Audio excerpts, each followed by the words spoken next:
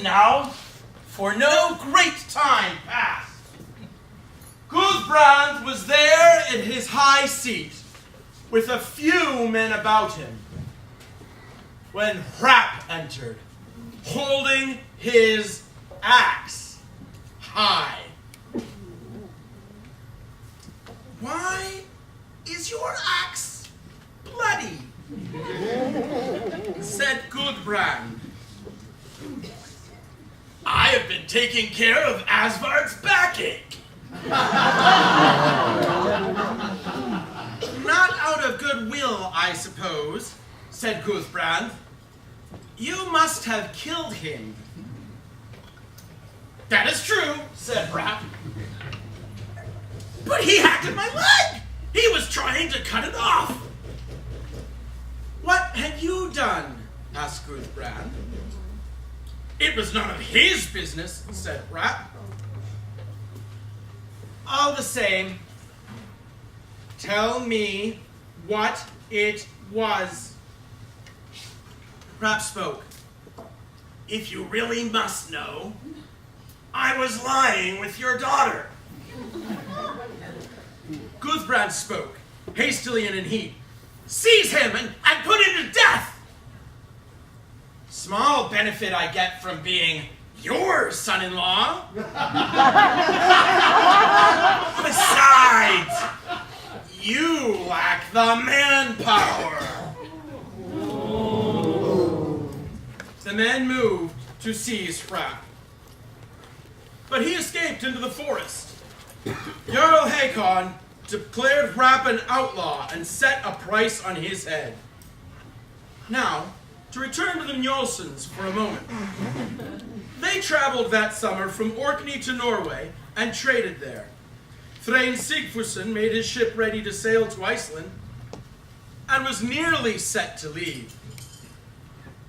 That night, Hrap went to the temple owned by the Jarl and Guthbrand and burned it to the ground. The dawn was coming. He crossed a field.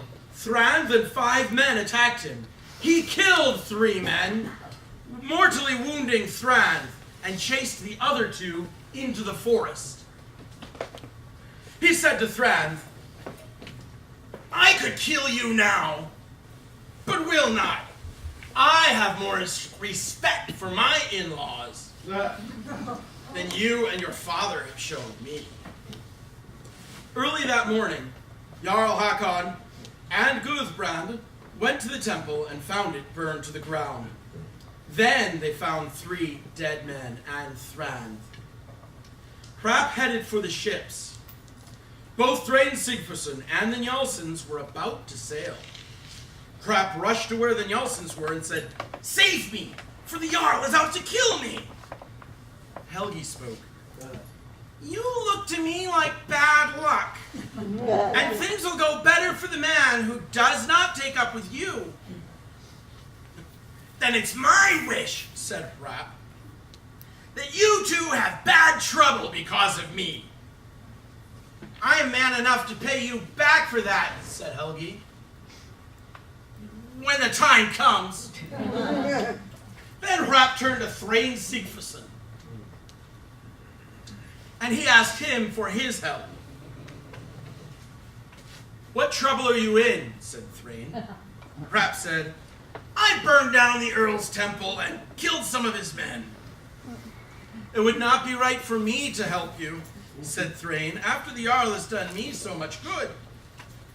Hrap then showed him the treasures he had taken from the temple and offered those to him. Thrain said he would not accept them without paying for them.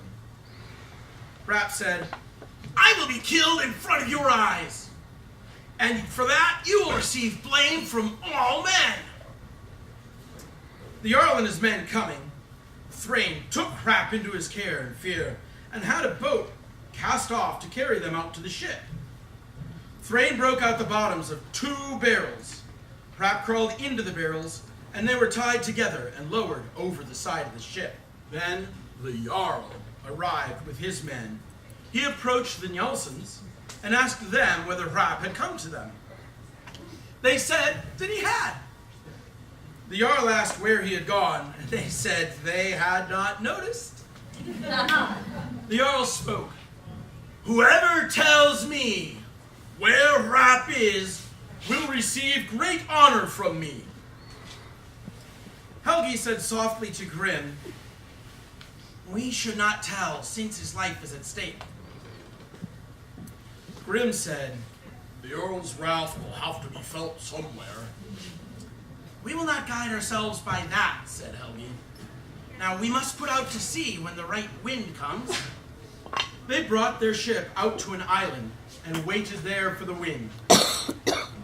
The Jarl went to the ship's crews and asked them all, but everybody denied knowing about Rap. Then the Jarl said, "Now we must ask my friend Thrain, and he will turn the man over if he knows where he is." They took one of the longships and sailed out to the trading vessel. Thrain saw the Jarl approaching him and rose and greeted him warmly. The Jarl said, "We are looking for an Icelander named Rap. He has done us every kind of evil, and we ask you to tell us where he is." Thrain denied that Rap was there and asked the Jarl to search the ship. The Jarl did so quickly and went back to the land. He was so angry that no one dared to speak with him.